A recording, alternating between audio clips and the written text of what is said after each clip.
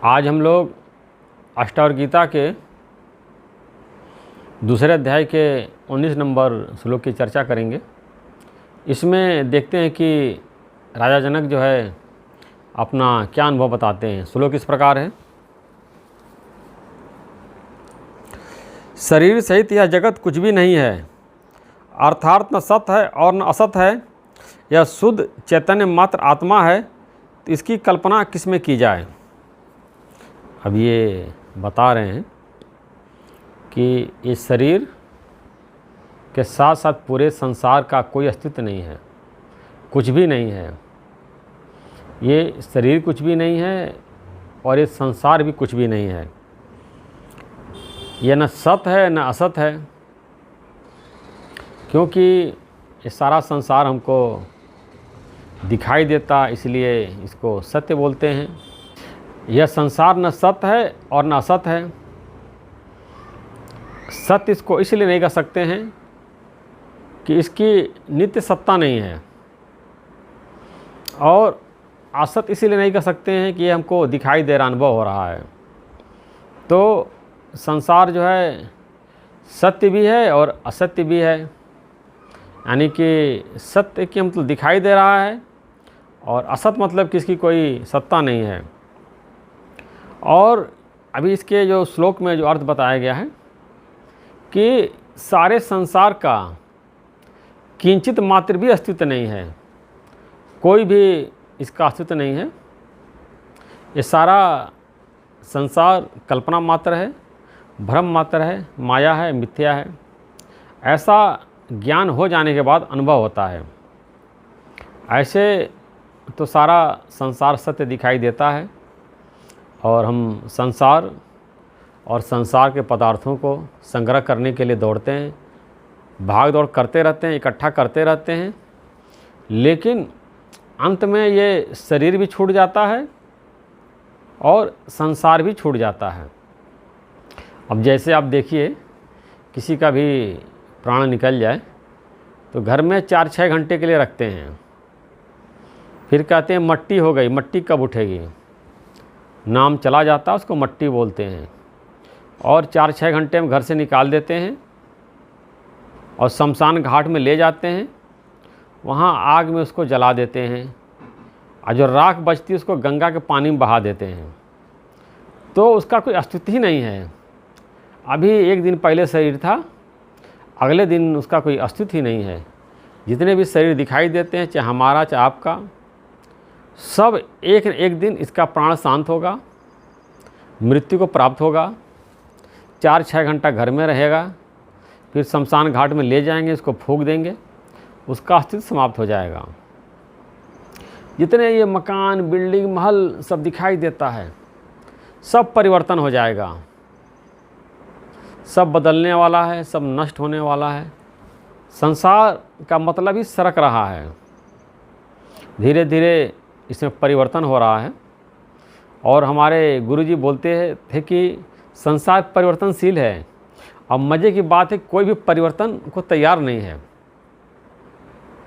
संसार में जरा सा परिवर्तन होता है, व्यापार में घाटा लग जाए या व्यापार चौपट हो जाए, पूरा आपकी फैक्ट्री बंद हो जाए, बिजनेस बंद हो जाए, तो आदमी इतना डिप्रेशन में चला जाता है कि सोचता तो मेरा कुछ बचा ही नहीं, सुसाइड की सोचने लगता है। कई लोग सुसाइड भी कर लेते हैं, या घर में किसी की अचानक मृत्यु हो जाती है तो व्यक्ति बर्दाश्त नहीं कर पाता है और 3 दिन, 4 दिन, 14, 15 दिन तक रोता रहता है, अब पूरे ज़िंदगी भर उसको याद करता रहता है। जबकि मालूम है कि जो भी शरीर दिखाई देते हैं, सारे शरीर माया में विनाशी हैं और एक दिन नष्ट होने वाले हैं। फिर भी इन शरीरों से, संसार से नींह लगा करके बैठे हैं और कस के पकड़ कर बैठे हैं, बाहर से नहीं, मन से पकड़े हुए हैं। हम बाहर से नहीं किसी को ईर्ष्या करते हैं या किसी से प्रेम करते हैं, मन से ईर्ष्या करते हैं, मन से प्रेम करते हैं। सबसे अपने मन में प्रेम करके बैठे हैं और सबसे अपने मन में नफरत करके बैठे हैं।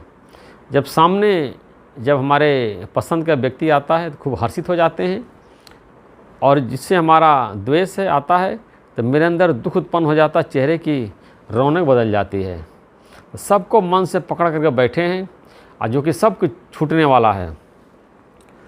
बता रहे हैं यह शुद्ध चेतन आत्मा मात्र है। सारा संसार को बता रहे हैं कि शुद्ध चेतन आत्मा मात्र है, यानी कि जहाँ तहाँ आत्मा ही है। हम आत्मा को नहीं जानते, इसीलिए दुखी सुखी हो रहे हैं। संसार सत्य भास रहा है। संसार को पकड़ने के लिए संसार में दौड़ लगाते रहते हैं। और जैसे हिरन जो है मृग तृष्णा की नदी में जाता है कि हमको प्यास बुझ जाएगी, प्यास नहीं बुझती है, दौड़ता रहता, अब जल मिलेगा, अब जल मिलेगा, और उसी रेगिस्तान में झुलस करके मर जाता है। ऐसे संसारिक प्राणी लोग संसार में हिरन की तरह दौड़ लगाते रहते हैं। जैसे हिरन दौड़ लगाता है मृग तृष्णा के जल में संसार के सुखों को प्राप्त करने के लिए कि अब सुख मिलेगा, अब संतुष्टि मिलेगी, अब तृप्ति मिलेगी। कहीं उसको तृप्ति नहीं मिलती है और अंत तक वो खाली ही रहता है। और संसार से जो है वो बोलते हंसता हुआ आता है। जब आदमी जब संसार में पैदा होता है तो रोता है, और उसके बाद कुछ समय हंसता है, रोता है, और अंत समय में रोता ही जाता है। तो उसका मेन कारण है कि जो है संसार को सत्य मान लेना। तो बता रहे इसकी कल्पना किस में की जाए। अब ये शरीर आज है, कल उसका कोई अस्तित्व ही नहीं है। अब कोरोना में लोग जो है जिनका कि शरीर शांत हो जा रहा है, 4 घंटे 6 घंटे में उसको ले जाते हैं शमशान घाट, वहाँ जला देते हैं, उसका कोई अस्तित्व ही नहीं है। अब बल्कि पहले देखा गया कि कोई व्यक्ति कोरोना से मरीज पाया गया, उसको गाड़ी में ले गए, अब भर्ती कर दिए, और अगर अस्पताल में उसकी मृत्यु हो गई तो उधर से इसको दफना दिया। घर वालों को भी नहीं पता चला, कोई अस्तित्व ही नहीं है। इतना ये संसार माया है, मिथ्या है, झूठा है। एक आत्मा सत्य है, उसी को जब जानेंगे तो आपके सारे दुखों का अभाव हो जाएगा। तो ये इसमें कहने का मतलब ये है कि आप जो है अपने आत्मा को जानने की प्रयास करिए। और सारा संसार मिथ्या है, सपना है, कोई इसका अस्तित्व नहीं है। जो कुछ दिखाई दे रहा है वो बदलने वाला है। जो आज है वो कल नहीं है। जो दृश्य कल था वो आज नहीं है। जो दृश्य आज है वो कल नहीं रहेगा। जैसे आप पिक्चर देखते हैं 3 घंटे का, उसमें दृश्य बदलता रहता है, अभिनय बदलता रहता, लोग आते हैं जाते हैं। ऐसे संसार में लोग पैदा होते हैं, मरते हैं, अस्पताल में पैदा होते हैं, बाल्यकाल होता है, फिर जवान में होता है, फिर बूढ़ा होता है, मृत्यु को प्राप्त होता है, और ऐसे दुनिया चलता रहता है।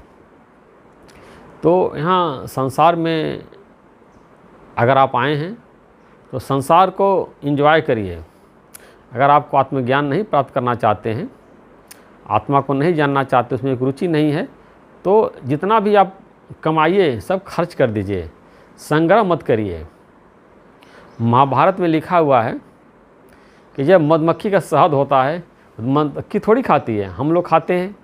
ऐसे कंजूस का जो धन होता है वो कंजूस उसका उपयोग नहीं करता, दूसरे लोग करते हैं।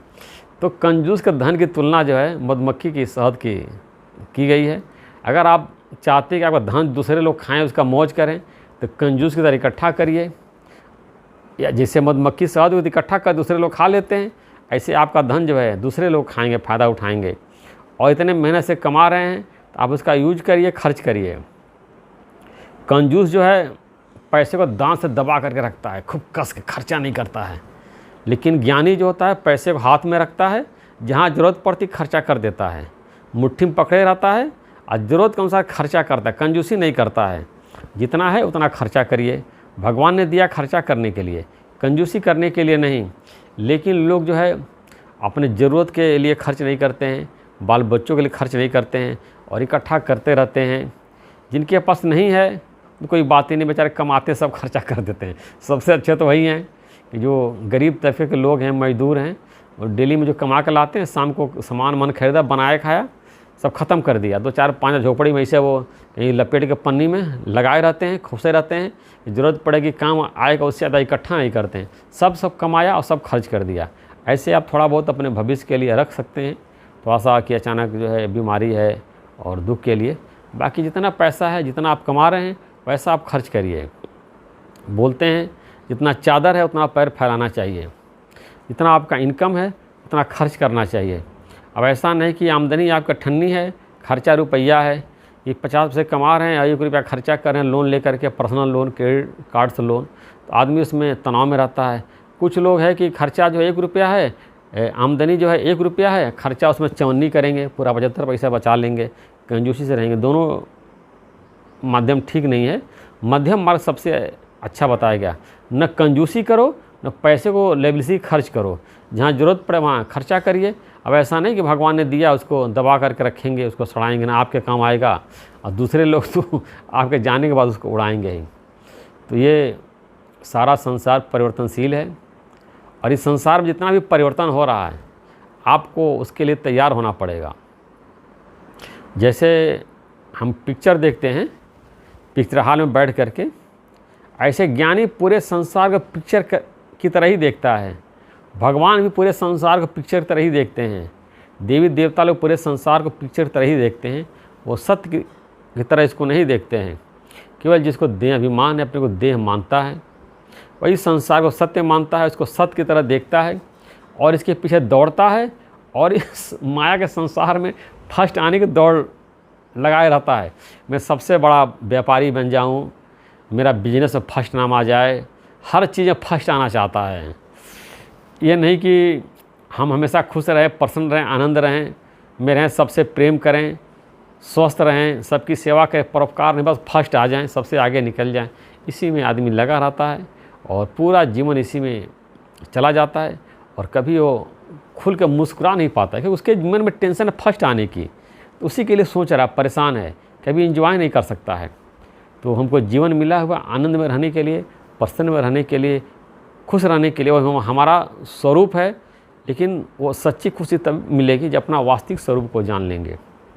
लेकिन मान लिया अगर हम वास्तविक स्वरूप को नहीं भी जान पाते हैं, तब भी कुछ ऐसे ज्ञान के पॉइंट हैं। हमेशा मुस्कुराते रहिए, हमेशा ईश्वर का शुक्राना मानते रहिए, तब भी आप जो है प्रसन्न रहेंगे, खुश रहेंगे।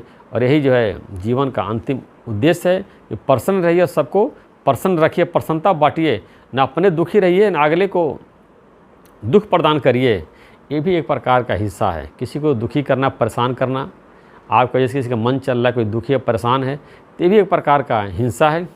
ऐसा हो कि आपसे मिल करके, आपको देख करके अगले दिन में प्रसन्नता आ जाए, अगले दिन में प्रेम आ जाए और खुश हो जाए, प्रसन्न हो जाए। ऐसा आपका जीवन होना चाहिए।